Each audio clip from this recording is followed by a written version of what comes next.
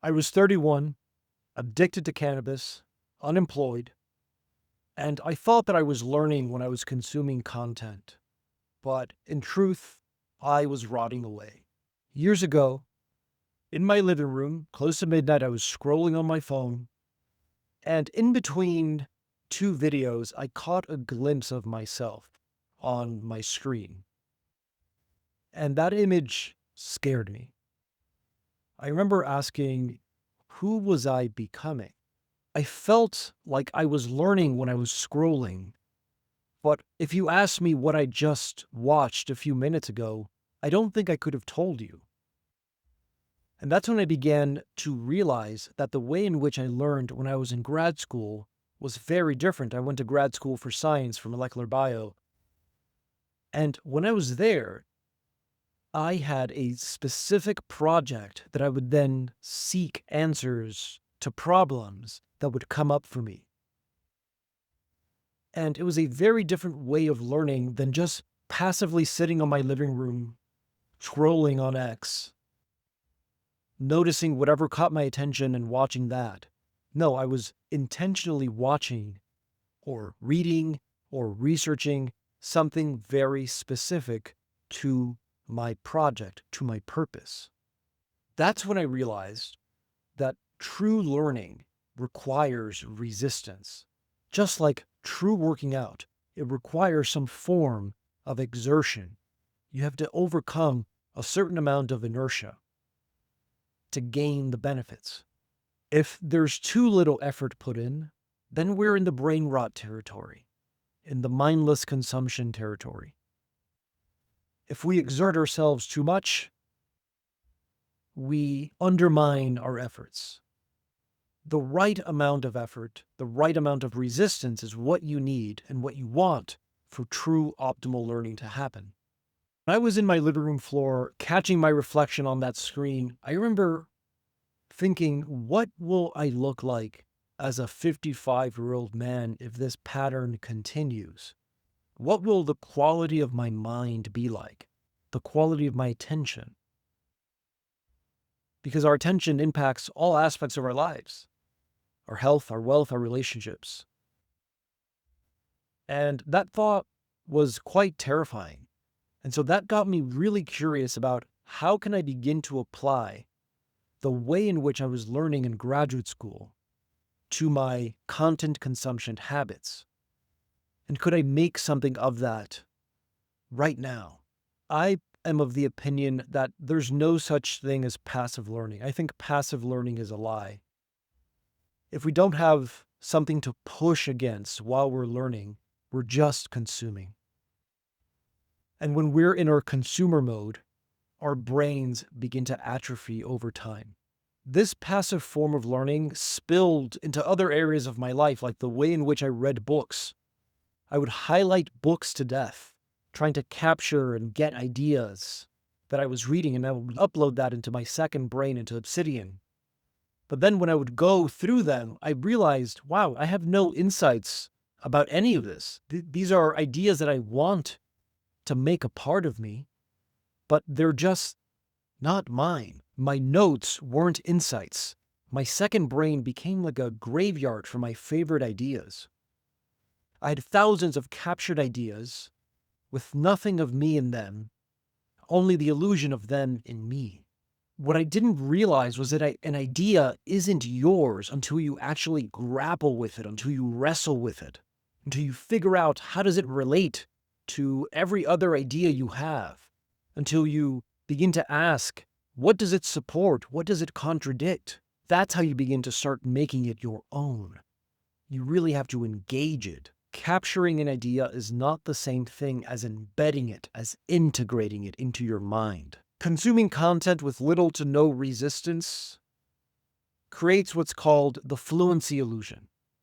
It's a mind that's flooded with information, but with no real substance or depth behind it. It's a mind that appears productive while producing nothing. Without the right orientation, your mind doesn't just rest and relax peacefully by itself. No, it fills that space with noise. Here's the framework that made this click for me. Your mind operates in one of two modes.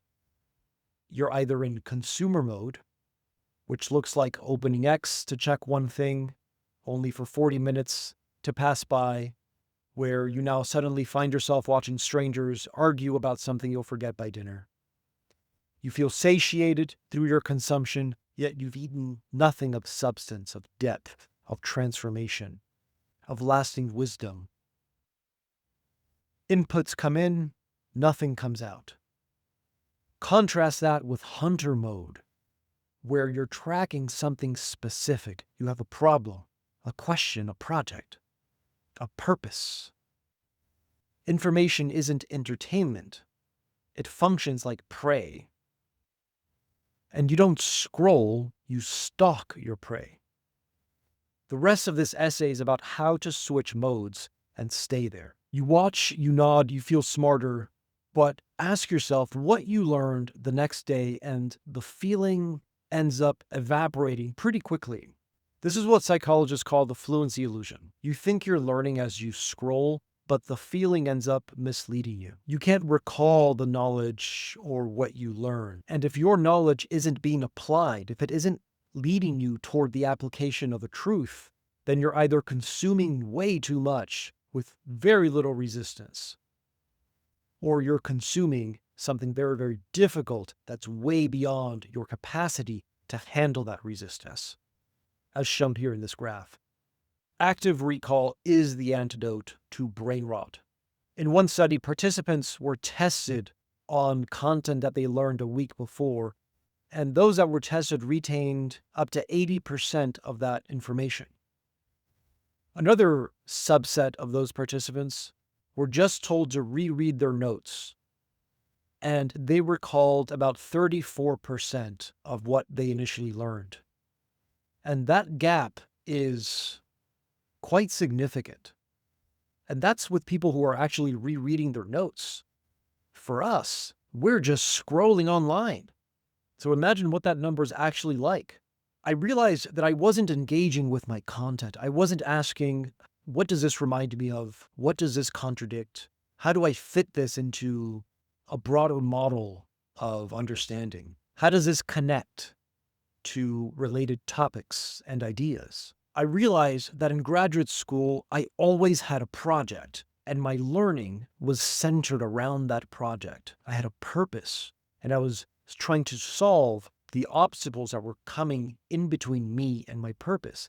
The quality of my learning was radically different. Without a goal, human beings don't just sit quietly, peacefully on a beach.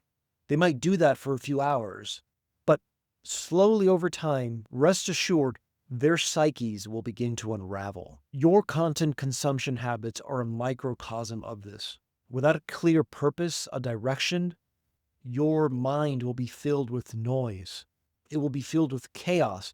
And like a thermodynamic system, it will naturally gravitate toward entropy and disorder if order isn't imposed upon it. One of the byproducts of this is increased anxiety, increased meaninglessness, increased levels of depression. All of these are related to a disordered mind to some degree or another. A project is a purpose you find meaningful. A goal is the way to achieve it. In your mind, information organizes itself around a meaningful purpose. If you want to learn more about meaning and how to find it, check out my previous newsletter, link below in the description. A disordered mind is unstable in all its ways. An ordered mind is at peace amidst difficult experiences. Breaking the content consumption pattern is the first step. Staying out of that pattern requires a clear direction filled with meaning and purpose. Before going any further in this video, notice what's going on in your body right now. Notice any tension around your jaw or forehead. Notice any sensation or agitation around your chest. Maybe a sense of restlessness. Realize that that was present already in your system. You just simply weren't aware of it. Now notice where your phone is. Notice how close it is to you, whether you feel any kind of magnetic pull toward it. Maybe it's already in your hands.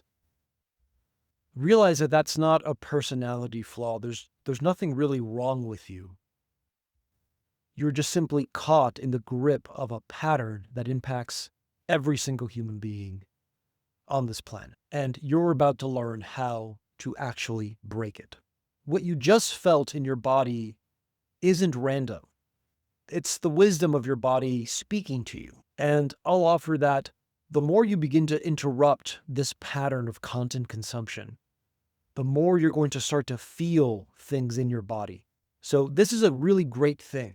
The moment you begin to feel this pattern and the sensations and emotions associated with it, the more your body will begin to release it. And the way that your body releases things is through expression. When we numb ourselves, when we dampen our expression, all of that stuff gets clogged into our system, and it keeps those patterns going. Another thing that clogs the system and keeps the patterns in place is shame. Any kind of judgment you have about your content consumption, your habits, how much you consume, any kind of comparison you have with others, all of that is going to make those patterns stay stuck in your system. So realize that. The more you're willing to feel the feelings, all of the uncomfortable sensations from your day, from your life, the more you give space for this pattern to actually move through you and out of you. And it does require a willingness to feel, especially in the beginning, because as you remove the thing that you were using to numb yourself and to distract yourself from the uncomfortable feelings, the more you'll start to feel withdrawal-like symptoms, the more you'll start to feel a craving, an intense craving sometimes, to consume content. So realize that that's what you're going to face. But I know that if I can get through that, if I can allow myself to feel the feelings and not to immediately rush to consume content, I know you can too. And each time you feel the urge to pick up your phone and scroll and you don't, that is you teaching your body to settle into a new baseline. This opens you up to stillness, and stillness stops feeling like deprivation, and it starts to feel like genuine rest.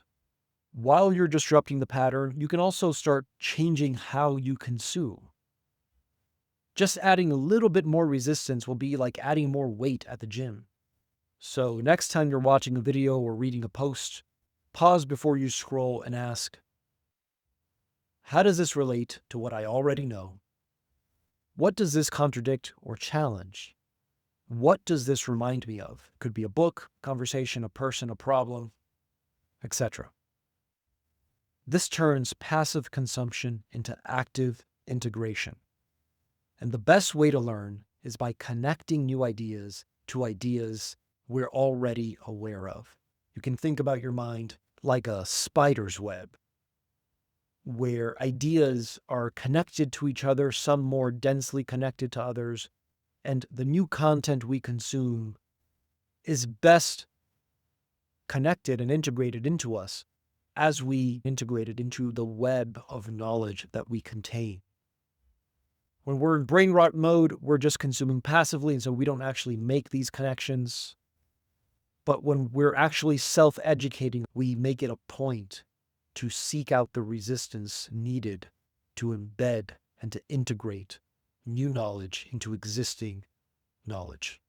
The next time you finish a video, I want you to ask yourself one of these 3 questions. Because it's in asking yourself these questions and in reflecting that you will begin to actually learn from what you're consuming and begin to embed this more deeply into yourself and actually create the transformations that the content you're consuming could potentially lead you toward. In my own journey, I tried everything. Opal, changing the grayscale of my phone to make it more boring, setting app limits and ignoring them, putting my phone in another room.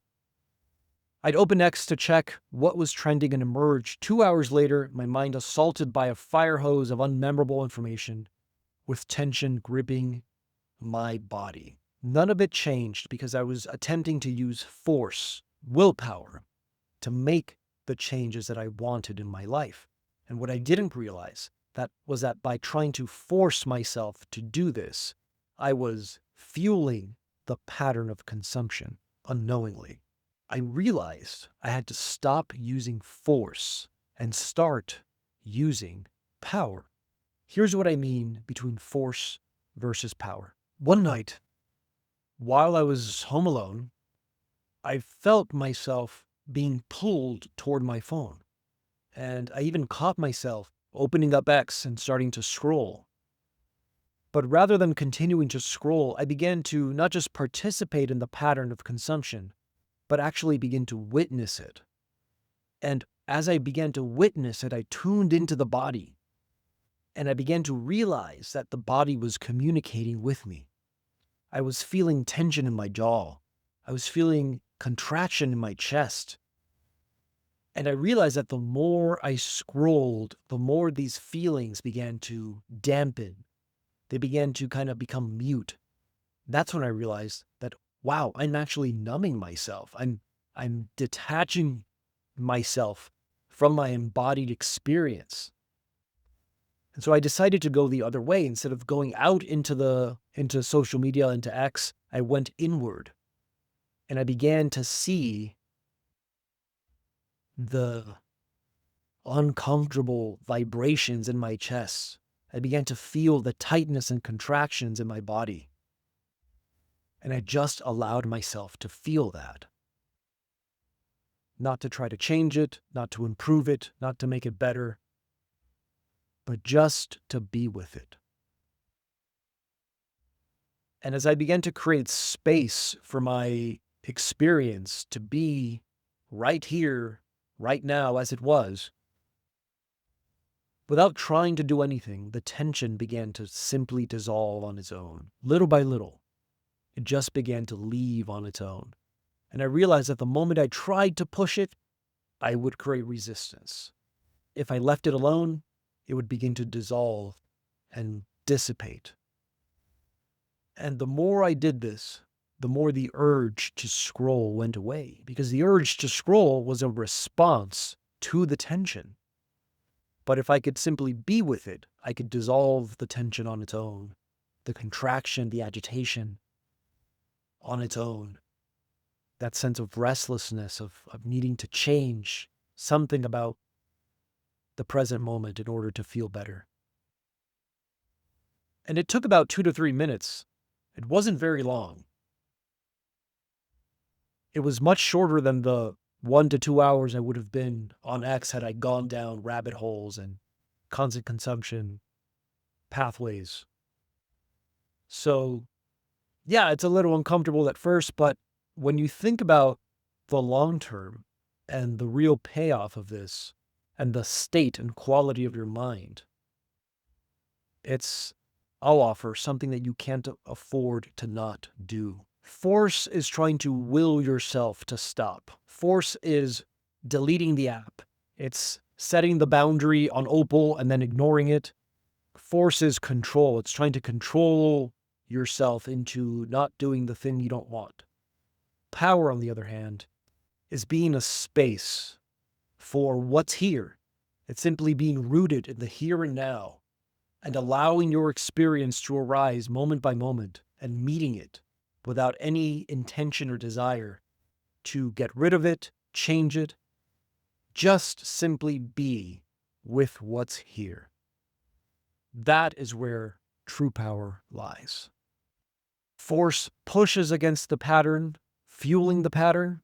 Power holds space for the pattern to be as it is and to eventually dissolve on its own.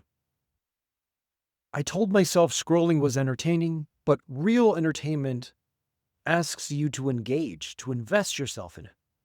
Scrolling demands nothing and robs you of everything. I told myself that scrolling helped me relax, but after every scroll, my body felt tense and contracted. The agitation I felt briefly disappeared while I scrolled, but I ultimately realized I was numbing myself. I was confusing numbness for relaxation. Another big insight for me was that I realized that I wasn't actually getting the payoff that I wanted from scrolling. I wasn't getting relaxation. I wasn't getting high quality entertainment, and I wasn't getting connection. And in seeing that I wasn't getting any of the things that I wanted from scrolling, I began to see through the illusion that it was giving me anything in the first place. And the more I saw through that illusion, the more it became difficult to continue to scroll mindlessly. So just that awareness alone, again, going back to power, the power of awareness, of just seeing through that illusion that you're getting something from this, is itself an antidote to it. So here's the pattern. An agitation in your body is present, and it leads you to pick up and scroll. The scrolling creates the illusion of relief, only to create more agitation in you from an overstimulated nervous system, which perpetuates the desire to scroll. So the first step to breaking the pattern was realizing the illusion that I was getting a desirable payoff when I wasn't. So here's how to actually break the doom scrolling pattern. Realize and see through the illusion that you're relaxing, receiving quality entertainment, or any other thing you think you're getting from scrolling. You're likely actually not. Then notice your pattern. The most important step is to witness your inner experience. You can even set an intention to observe yourself, again, without judgment, as if you were observing a character in a movie. This helps to recognize the pattern the next time you want to scroll. Third, begin to ask yourself, why did I reach for my phone? What was I feeling right before picking it up? On whose behalf does the desire to pick it up arise? Is it restlessness? Is it an anxious part of myself? Name what's present. And lastly, slow down enough to notice what's happening in your body as you begin to scroll. What do you actually feel? Notice the hollow sensation afterward. Notice the tension, the contraction that scrolling creates in your body, the energy drain. And don't judge it, simply notice where it's happening. Name what you're feeling, what sensations are present, and where you feel them without trying to change anything. This is how you begin to use the power of awareness to free yourself from the patterns that produce brain rot. Nothing's wrong with you. You're just watching your mind get hijacked by a machine that was designed to farm your attention and doesn't actually care if you rot in the corner of your house. Freedom from brain rot happens when you begin to see through the illusion of what scrolling actually is. The urge doesn't need to be defeated or controlled. It needs to be witnessed so that it can dissolve and leave your system. What you get back is actually priceless. You get the ability to be. You get more hours in your day for other things. You get clarity of mind. Stillness begins to emerge, which comes with a genuine sense of peace. You get higher quality relationships because your attention is less fragmented, which opens you up for more genuine connection. There's a greater sense of presence more readily available for you, which impacts every single corner of your life. Since realizing this, I've turned my problems into projects. I've taught myself video editing. I've taught myself how to write better. I've learned jiu-jitsu and Muay Thai. I've begun to learn philosophy, and I'm going on a philosophical quest to deepen my understanding of that. And more recently, I've started doing stand-up comedy. Self-education is really how you fight back against the mindless fragmentation of your attention. But it only works if you have a clear purpose, a target in mind, something that you're aiming at, a project you find meaningful, something worth hunting for. And that's the hardest part for most people. It's not the learning itself, it's knowing what to aim at. So if you don't have a clear purpose yet, the Vision Forge can help. It's a guided visualization and AI tool that I built to help you come up with a meaningful direction to assist you in your self-education. The link is below in the description. It's the first step to take to fight back and take back your mind. Peace.